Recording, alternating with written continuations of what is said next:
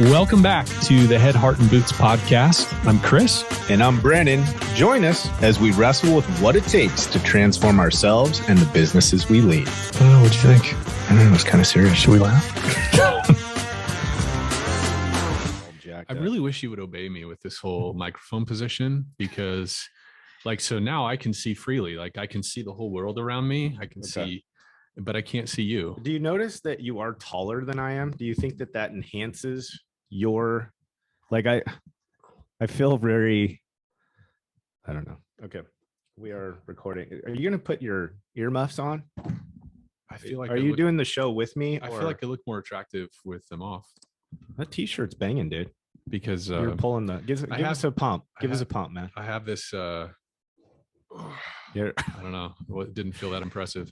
I've got this bump thing that whatever, who cares? The bump? Okay, let's move on. Where's your bump?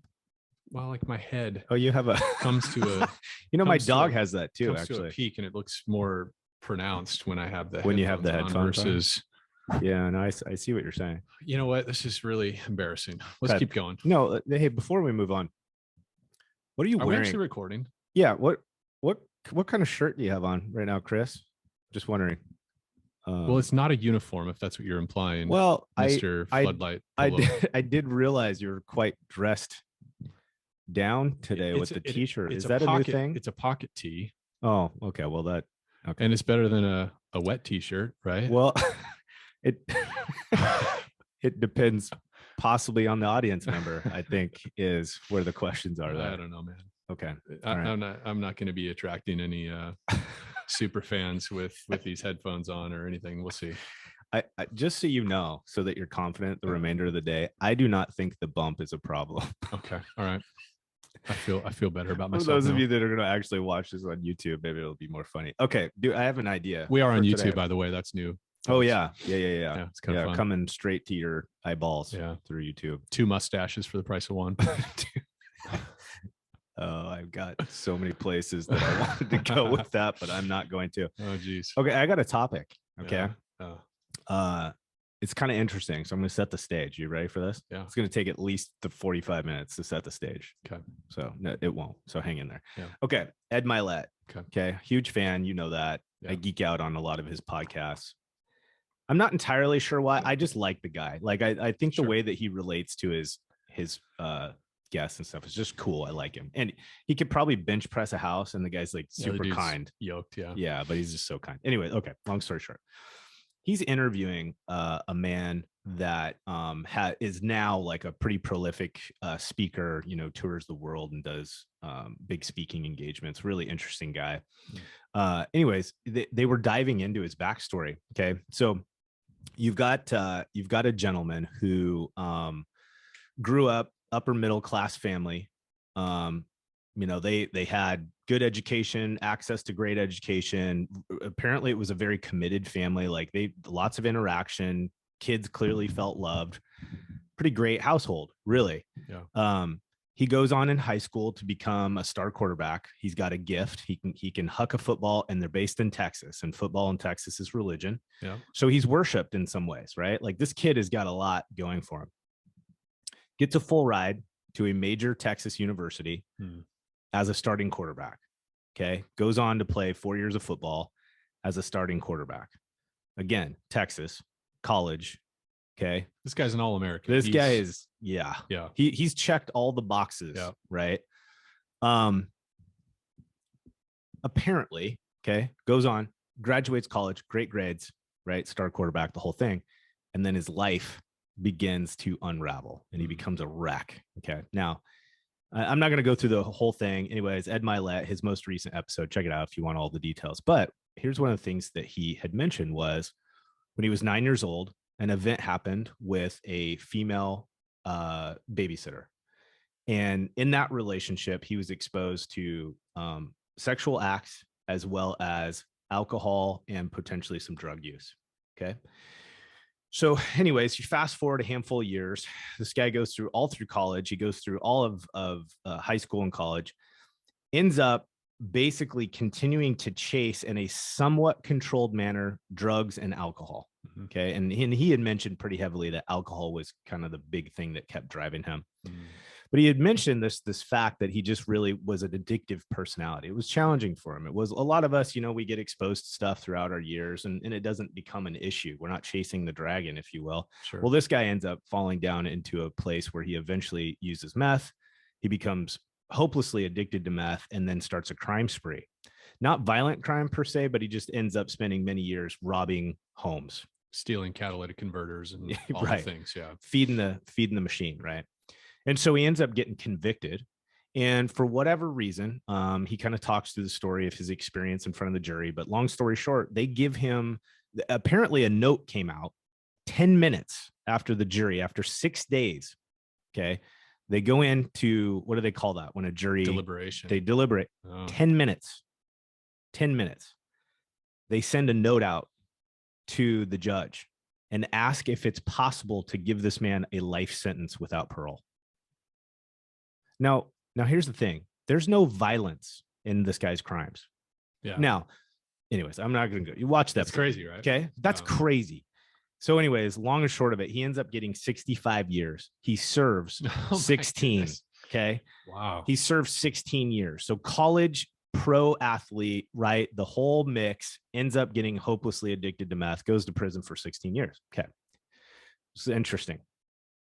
And I've got a point. It's all going to come together. So hang with us, guys. But listen to this story. This is bonkers.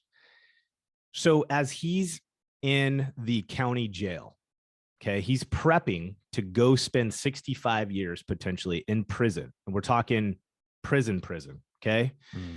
And while he's in the county jail, he's going around to these people and he's talking to them like other people, other inmates in the jail system, yeah. Right? Because most of them are in jail on their way to prison and most of them are coming back. Okay. Sure. Yeah. And so he's talking to them like, how do I survive? What am I going to have to do? What do I need to be prepared for? This guy's going to work, studying how he's going to live going through prison. Okay. This is not white collar crime shit. This is real prison.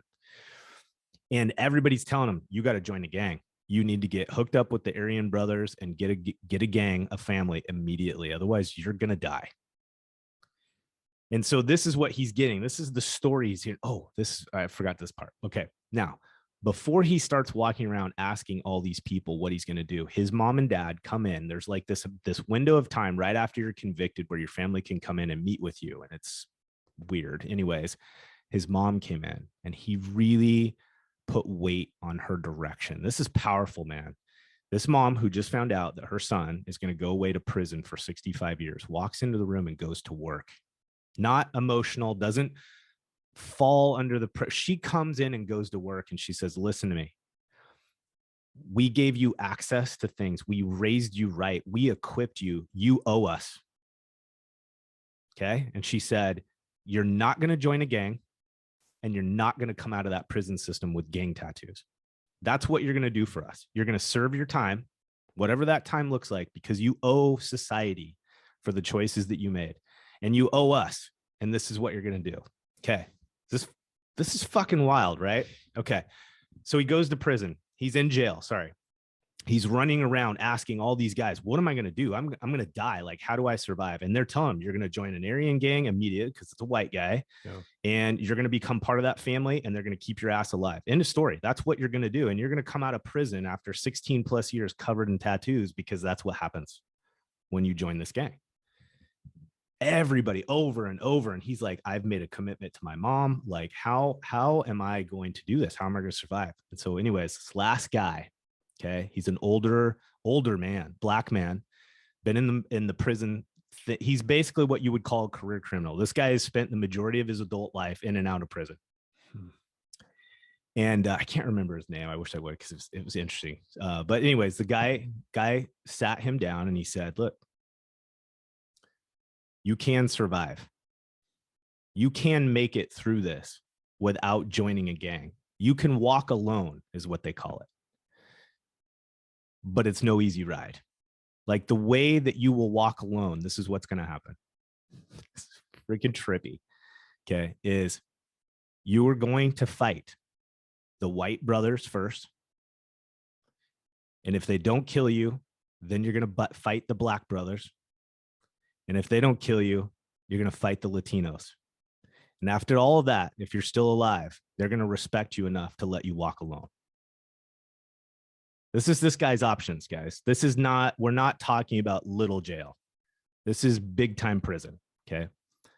And the man has just told him, you can either join a gang or you can literally fight everyone. And if they respect you enough, you'll have earn the right to walk alone.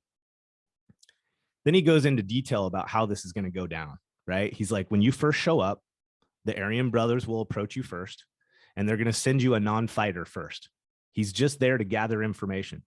He's going to find out whether your immediate first step is to join the brotherhood or if there's another family that you're going to join or what you're going to decide to do. Okay. Right after that, a big brother is going to come in and he's going to whoop your ass. Essentially, they're either going to whoop your ass into the gang or they're going to whoop your ass because you chose not to join that particular gang. This is what this man was going to face in his first 10 minutes. Anyways, he goes through, right? And he starts laying out, like, here's what you're going to do. This is how it's going to happen. This is how it's going to come at you. This is scary shit, man. Okay. So he shows up. He gets off the bus, walks in the doors. He's there 10 minutes. Skinny little white guy with a bunch of swastika tattoos walks up to him and says, what gang are you part of? What family are you going to be a part of?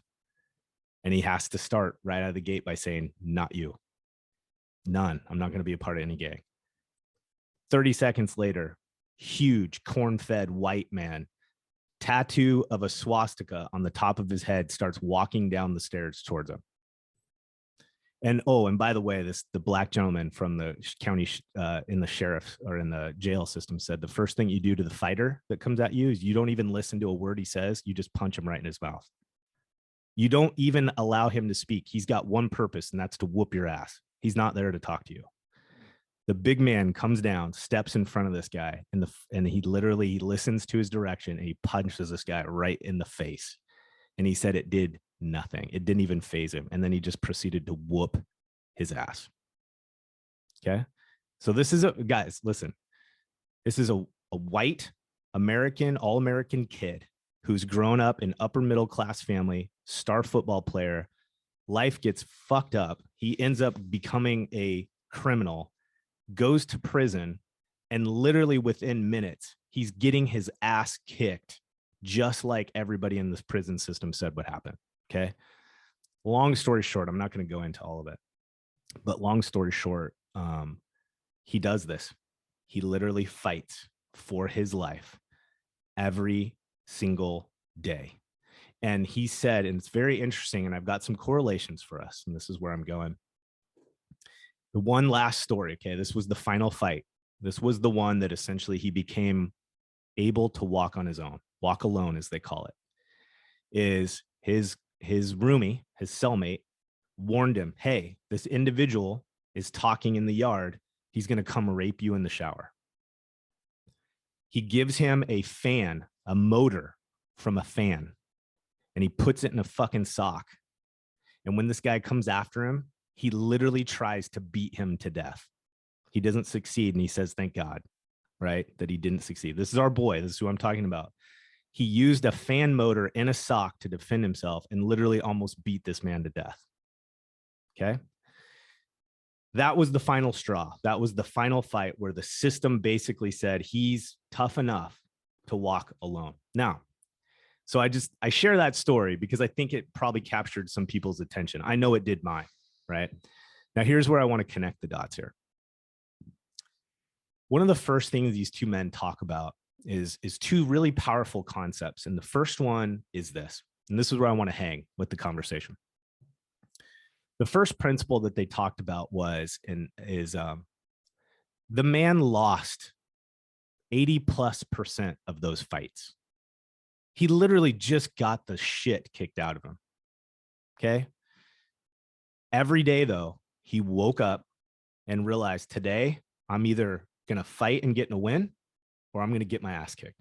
Every single day that this man woke up, that was his options in front of him. I'm going to spend the entire day behind bars. I may get killed today. I'm definitely most likely going to get my ass kicked. And maybe I'm going to fight and I'm going to come out on top. This is what this man is going to live for potentially 65 years. Okay.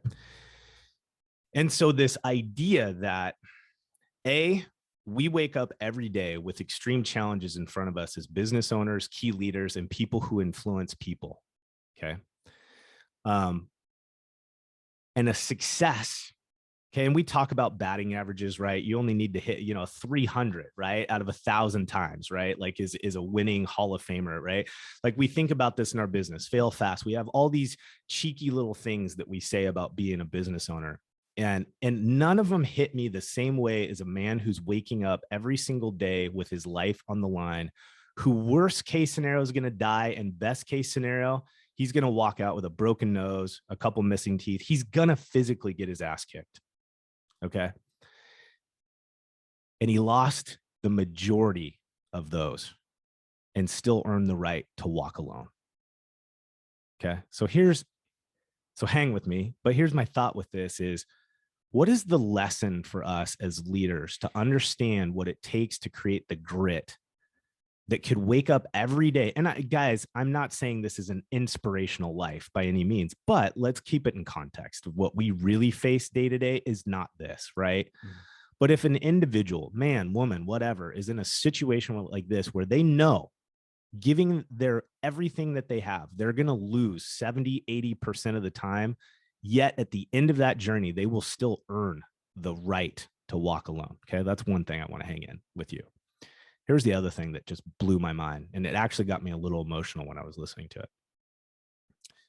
Ed Milete had a alcoholic father. Okay. And eventually somewhere down the line, somebody spoke to him and reached out to him and met him and got him to get clean.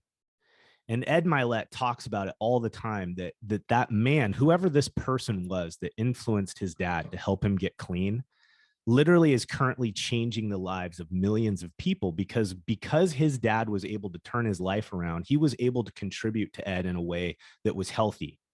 And it didn't crush their relationship. It didn't take the man and the goodness out of Ed. And now Ed is the type of influencer that literally speaks to millions of people. And his influence is positive. It's healthy. It changes lives. It's the kind of influence that challenges people to step up and be what they're meant to be. So this one no-named individual has influenced indirectly millions of people. And here's what's really special about this. Oh, wait. So then we talk about our boy that went to prison for 16 years, and this black man who went different lifestyle, different economic background, different world perspective. They are not the same people, but this man invested in this guy, and it saved his life and ultimately allowed him to walk out and fulfill his promise to his parents. He got out early release. Both the guy that spoke to Ed Milete's father changed the course of his life forever, and now changed the course of millions of people.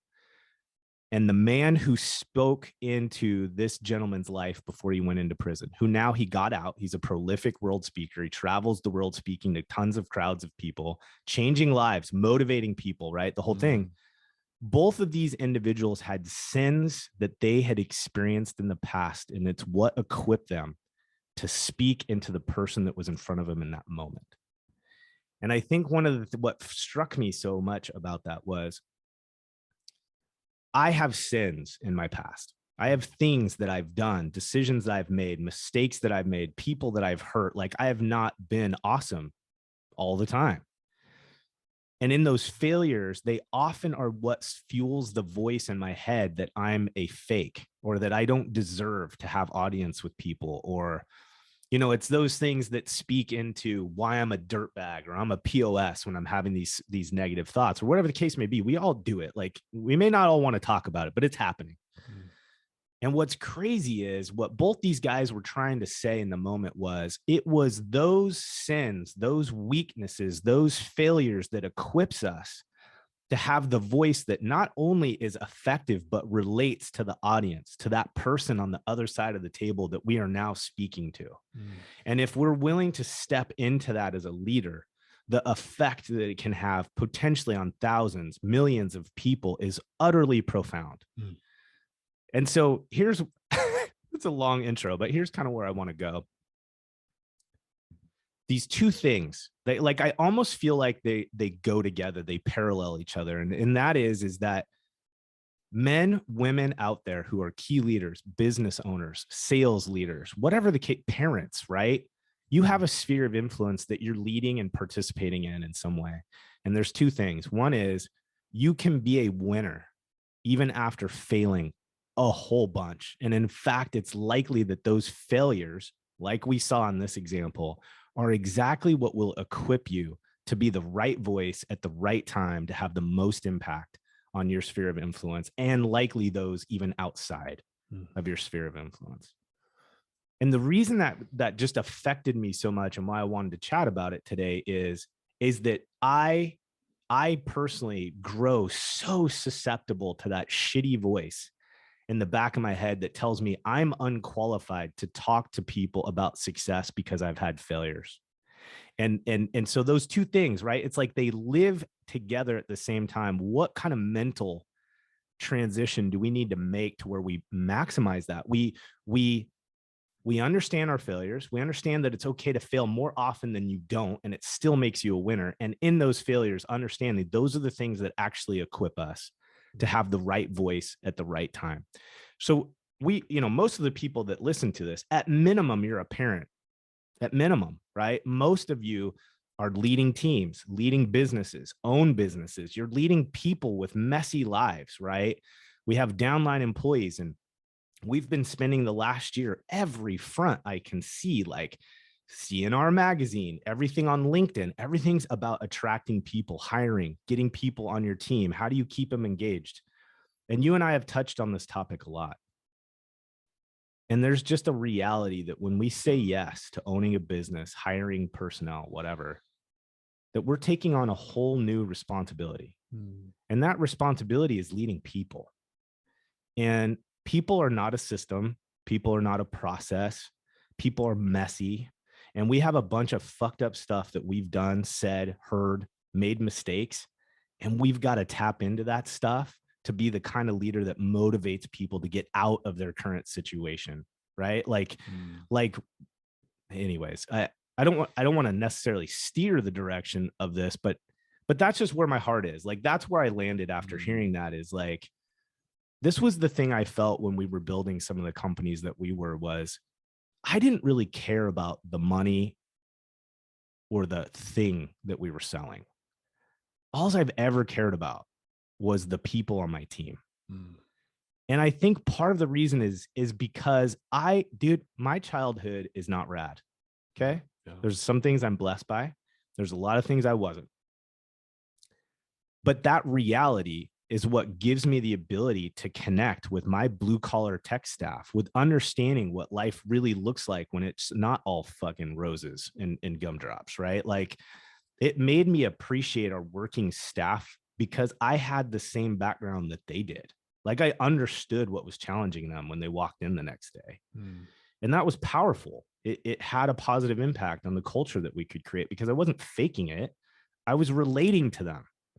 Yeah. Right. And I think one of the things that we see happen over time is we start getting so disconnected because we've had the opportunity to be coached or mentored or raised up in such a way that we've started to create distance between our old mistakes and the old behaviors that we had versus where we are right now. And kudos to you for making that transition. But don't lose sight of that was just, you were fortunate. You worked hard. You made good decisions. Great. But you were still that person somewhere in the past. And I don't say that to you to guilt you or to remind you of failures, but it's like, don't lose the connection to that, because that's what makes you a real person. That's what makes you relatable by your staff to other real people facing really, real challenges. I don't know. Yeah. I got totally spun out and preachy, but you feel me? You know, right? I don't know where to go with it. I'm reeling from that story, and I'm with you, man. I think so one of the things that comes up for me, I was sitting on the back deck reflecting the other night, and I have my little notes, my Apple Notes on my phone, right? And the thought that occurred to me, I was just thinking about this idea of how my grandparents, both my grandfathers, I was fortunate to know They were imperfect people. um, they grew up, I think, in an era where you kind of compartmentalize your life. You go to work, nose to the grindstone. Like there's a certain ethic that we learned from the greatest generation, right? Yeah. Of you take the negative shit and you kind of put it in this box. And there's a lot of ways to put it in the box, right? For a lot of people, it was alcohol. Yep. It was maybe for some people, it was philandering. It was like there was ways we just numbed that out, covered that up, kept it in its own little container, and then we go home and we have our beaver cleaver sort of like, we have this all-American family thing that we do and we maintain, and there's these other areas in the background, or it was like we go to work and we have our work life and our persona there, and right, and I think something that's happening, whether we like it or not, or we're ready for it or not, is there's this mass integration happening. Where it's like, yeah, all of us realize that doesn't work. Yeah. Having these different lives that we're leading at the same time. Yeah.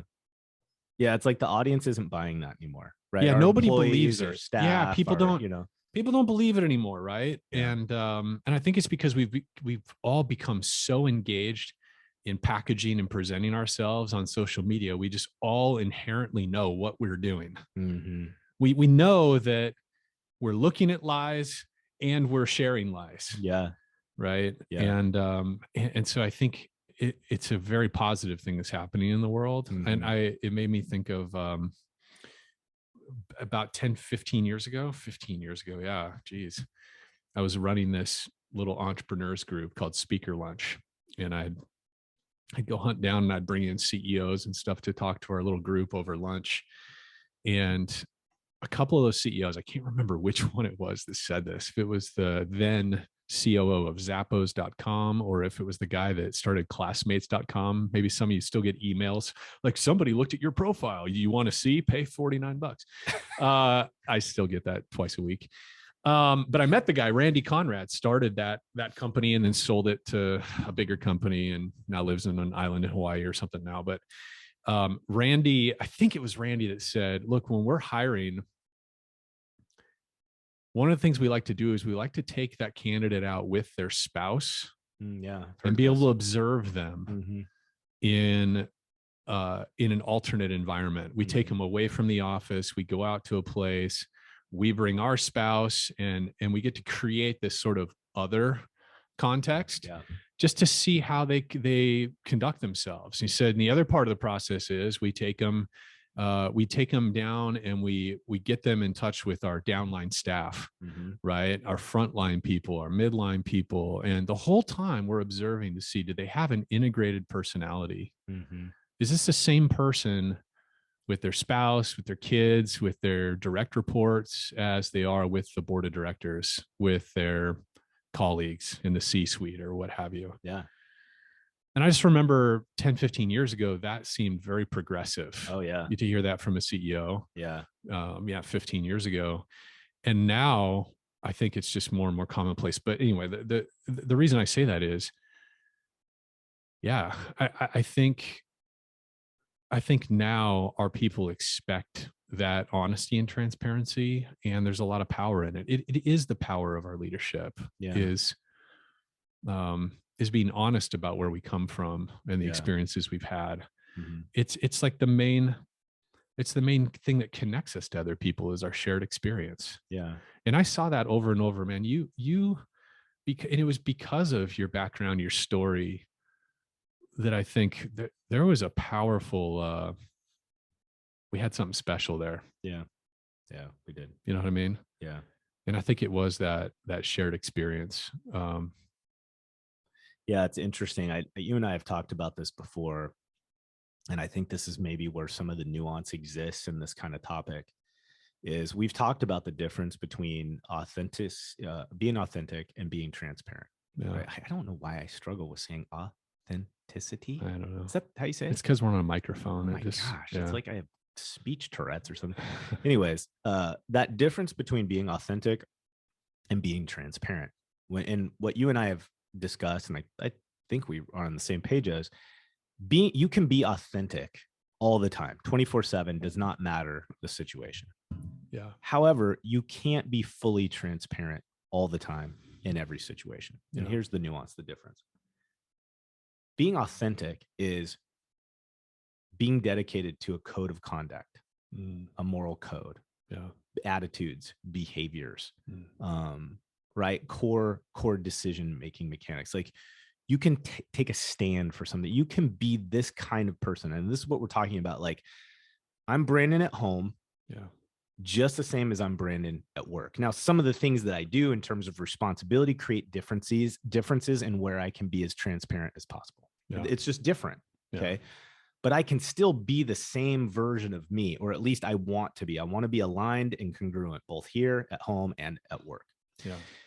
And so that's where what we're talking about here, I think, is that when we're saying relating to people and understanding them, it's this idea of, remember what experiences you had and lived through that built you. Yeah. Don't lose that. It doesn't mean be a criminal anymore. It just means stay connected to the scars, the experience that created you, and be authentic to this version of who you are now. Like, be authentic to that, but don't forget what got you there, right? Like the steps that it took, that you're not holier than now. You are a product of work in progress. Yeah. The transparency component is where we deploy that with appropriateness as leaders. Yeah. Meaning, I'm not going to, in front of my downline staff, just air out all the challenges I have as a leader, because there are times they need me to be steadfast and strong and positive. Yeah. They can't have me, laying all my cards out on the table that I'm as worried as they are about XYZ transition or XYZ process or job market or sales strategy, whatever. But I can be authentic in that moment. I can still be realistic about, there's questions surrounding whether or not this will work, right? But here's what we're going to do. Here's why it's important. This is how it's going to, affect us. Like, all of that can remain true, even though you're not fully whining and crying about the fear that you have in the situation. But then you can also deploy that transparency. Like, hey, when I'm sitting down and I'm having a coaching moment with one of my downline personnel, and they talk about how they came in late and why, and it had to do with the kid being up all night and all this and this and this and that. It's like, you can be transparent that you went through that you did that you understand that you're not expecting them to be a robot, but there's got to be a better way that we manage the chaos. There's got to be anyways, I'm getting down the weeds, but you feel me, right? That difference between the two. Yeah, I totally feel you. And I think too, it's also just staying connected to the fact that, like this guy, all of us had somebody that gave us a shot, gave us a break, gave us a helping hand, put up some guardrails for us, made an introduction for us, advocated for us. Like, there's every single one of us has, like the idea of us being self-made, and I had a shitty upbringing, and I just managed to overcome it. It's just not a true story. I haven't met a person like that didn't end up in a good place and completely did it on their own accord with no assistance, right? And not completely. I think part of what you're saying too is recognizing in the people that we're in relationship with and we work with, our employees and so forth. It's so easy to get caught up in all the bad choices they're making, and to develop this warped perspective of just pull yourself up by your bootstraps, get your shit together. And I think the reality is some people, like, they need the mentorship to be able to get over that hump. Yeah. Like, somebody played that role for you, many people. And same thing for me as well. Yep. There were critical people that entered my life and either gave me an important perspective that helped to kind of turn the lights on for me. Yeah. Or in some cases kind of slapped me around. Like, at the time it felt like discipline. It didn't feel good. I didn't even see it until later. Yeah. What they had done for me. Yeah. Right. And yet I think we can, as we're working with our downline and we see their foolish choices and stuff like that, it's really easy to come at it from our current position, current context. Context of, I make good decisions now, I'm responsible, I'm I'm where I'm at because I made a lot of good decisions along the way. And we forget about those moments where we were very broken. We were misguided. We didn't have an in, we didn't have resources. We didn't have support and help. And somebody came in and just created a way for us, gave us an opening, you know? Yeah.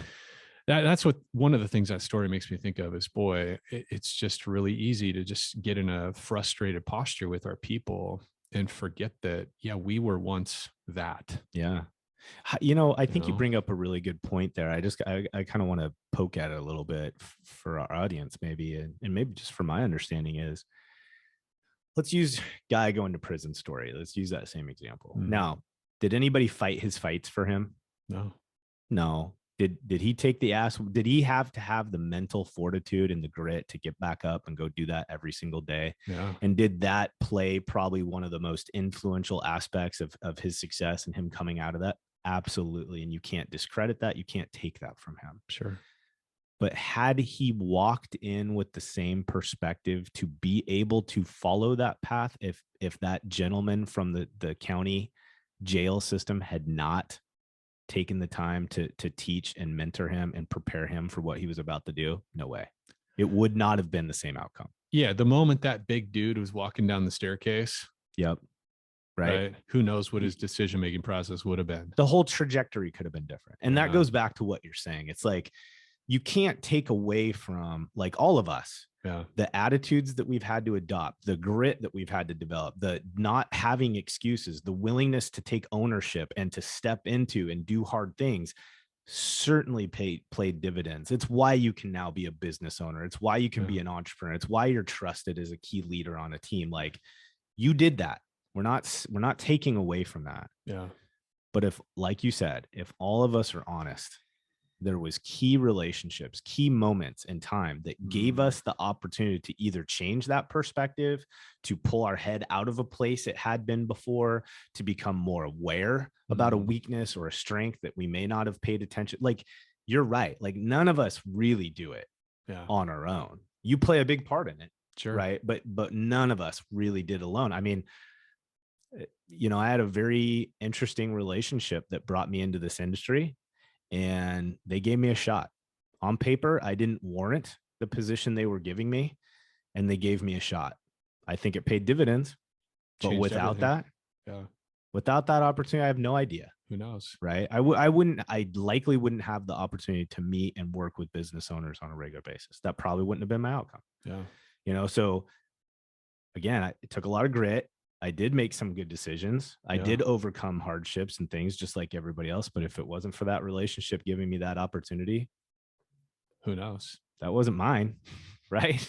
Like, I didn't own that, you know? So yeah, I think you're right. And I think that that's what we can use to remain grounded. You know what I mean? As we adapt and overcome, is it's not guilt or shame. It's not going backwards. It's not reverting back to this old personality. It's just having a respectful recognition. Yeah. You weren't always who you are right now. Right. Yeah. And it goes back to that basic principle we talked about a lot, leadership and self-deception, that book that we've talked about so many times, right? It's like when we're in the box, we can really see the people around us. And this is particularly true in business, but we do the same thing with our spouses and our kids and even our friends sometimes. But when we're in the box using the leadership self-deception model, we tend to see other people as obstacles, as barriers or tools, vehicles with which we can get in and we can get where we need to go. Objects to sort of move around or trample over, right? But then when we get out of the box, right, the only thing that really changes is we're seeing others as people just like ourselves, with hopes, fears, dreams, suffering, failures, disappointments in the past, trauma, abuse. Like everybody's story is a little bit different, but all of us have suffering that we've gone through. And so I think that's a lot of what this is about too. I think is that message of, I think, really reflecting and taking a moment to pause, because as owners and senior leaders, man, it's so easy to get in a tunnel where we're just so hyper focused on our objectives in front of us that we find ourselves in the box where we're seeing our downline staff as pieces that we have to move around rather than people that really truly are just like us. Yeah. And it's quite possible they're just like we were 14 years ago, Yeah. 22 years ago, that they're begging. They don't may not even know it, but they're pleading for somebody to come into their life to give them something that will help change their experience. Yeah. That's huge. They could, like, some of the people on your team could just be desperately waiting for somebody to come in and give them a different perspective, a hand up, an intro, whatever it is that they can't do for themselves. Yeah. No, I dig that. I let's hang in that zone for just a second, because I know that as an employer, I mean, dude, how many conversations have we had with clients and peers this week where their personnel are doing something, acting in such a way, failing to perform, like there's a legitimate issue, and they're trying to find the best answer. Do I cut them? Do I, what does disciplinary action look like? Is there any, blah, blah, blah. And so I think I just want to take a couple minutes to maybe just talk about what some of this looks like in execution, just to give it some ground, right? And all of you listening, the majority of you are already probably walking through scenarios that you can relate to in your own business, your own life, where this takes part or where this has an impact. But here's one of the things I want to encourage us as we think about kids, as we think about, maybe nieces and nephews and family, distant family, our own employees, whatever our relationships is. Just what we're not trying to say that because you were a certain way at one point in your life, let's say, a handful of years ago, you didn't have the same technical competency, you didn't make decisions the same way, maybe you just weren't as responsible as you are now, whatever. That does not mean then we don't set expectations for people because we didn't meet those same expectations years ago, before some of all the development, some of the failures, some of the gains, blah, blah, blah.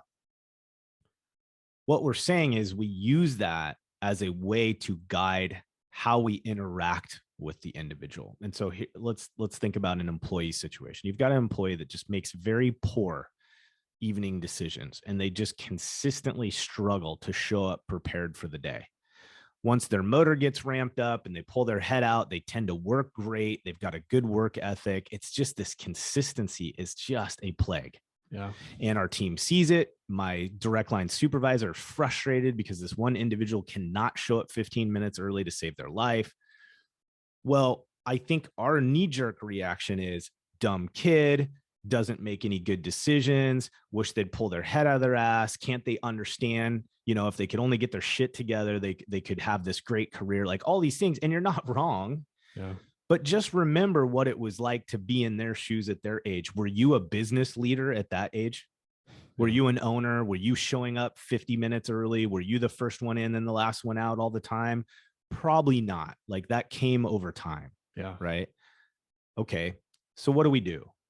We sit an individual down like that. And this is where this balance of transparency and being authentic comes into play, as we say, hey, Toby, Smith, John, whatever. Can I give you some perspective as an outsider looking in on your role at this company and your performance with us? Is that okay? Yeah. Great. Okay. First off, one of the things I notice about you is when you get going, like when I go and see you at a job, like, man, your work ethic is strong. You're sweating, you're getting it done. You're doing the right containment. You're doing the steps that we want. You really do a great job. I got to be honest with you though, man. I think out of the last 14 days of work, you've shown up 15 minutes early so that you're prepared and you're setting an honorable example for those around you twice. I have to be honest with you, that is a super challenge as a leader for me to develop a system and a team around somebody that really struggles to show up consistently on time. And honestly, it's not a scenario that I can allow to continue. But let me just give you some perspective. When I was your age, man, I got fired 4 times. I could not keep a damn job. I could not get momentum. I struggled with drinking at night. I really had issues. pulling my shit together. The moment I finally started practicing enough discipline to show up early, XYZ happened. This led to this. That was the opportunity that made me a project manager. And eventually I went out on my own and started my business. I'm going to ask you something, man. Can you pull your shit together? Can you show me and the team? Can you do yourself the honor and create a system where you can establish discipline and show up on time? I need you to do that. It's a non-variable in terms of your employment with me, but I'm asking you that as a person. You think you could do that? And see how that conversation goes. They are absolutely responsible for their own behavior. I did not give them an out.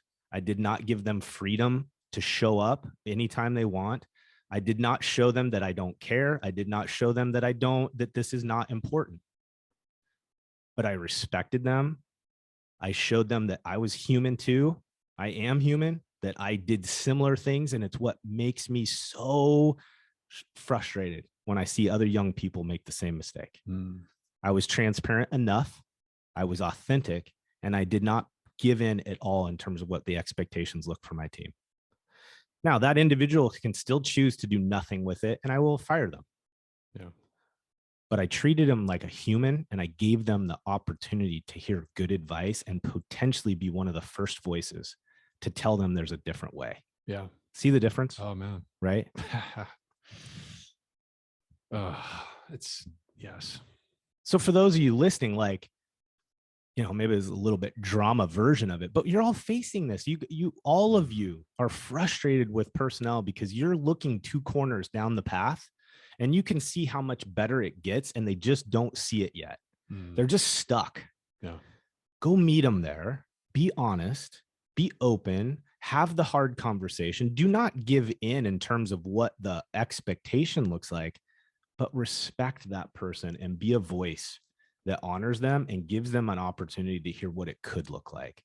After that, you're not responsible for their decision-making. Yeah. You can't make them choose to walk through that door, but man, you can sure open the door the right way.